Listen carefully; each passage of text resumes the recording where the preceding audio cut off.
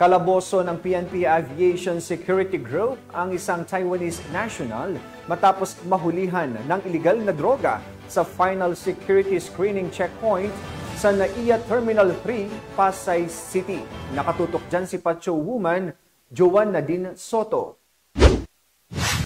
Kaugnay ng pinaigting na kampanya kontra iligal na droga ng mga tauhan ng PNP Aviation Security Group kasama ang iba pang miyembro ng NAIA IADITG, arestado ang isang Taiwanese national sa NAIA Terminal 3, Pasay City nitong nakaraang Miyerkules. Ayon sa ulat, ang suspect ay may nakatakdang flight patungong Cebu nang siya ay nasawata sa final security screening checkpoint sa pamamagitan ng karaniwang proseso na isinasagawa ng Office for Transportation Security. Doon sa walk-through metal detector natin, tumunog kasi yan, ma'am. So, yun yung nag-prompt na OTS natin, yung security screening officer natin, na magana sa kanya mag-pat down search. SSO natin, yung security screening officer natin, yun po yung nag-pat down search. At yun nakatagpo dun sa alleged illegal drugs. So, sinerch po yung bulsa. And then nilabas po yung isang maliit na lalagyan containing crystalline substance, allegedly na illegal drugs po.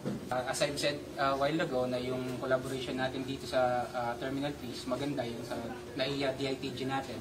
So, tinawag po yung kapulisan natin as well as yung PDEA natin para matest natin yung sa illegal drugs kung tama ba o kung illegal drugs nga po ba yung nakita dun sa pasahero. Ang ketamine hydrochloride ay itinuturing na controlled substance ayon sa Dangerous Drugs Board Regulation No. 3 Series of 2005 at ito ay klasipikadong dangerous drug. Ang suspect ay kasalukuyang nasa kustodiya ng PDEA, NAIA District Intelligence Group para sa mas malalim na investigasyon at tamang disposisyon. Nagbabala naman si Police Brigadier General Christopher N. Abrahano sa publiko na wag nang tangkain pang masangkot sa kahit na anong iligal na droga dahil ang PNP ABSE Group ay tapat at masugid sa pantay na pagpapatupad ng batas at seguridad sa paliparan. Mula sa tahanan ng tagapangalaga ng kapayapaan ng bawat paliparan, ako ang inyong PNN correspondent, Patrolwoman Joan Nadine P. Soto, alagad ng batas, tagataguyod ng Balitang Pulis.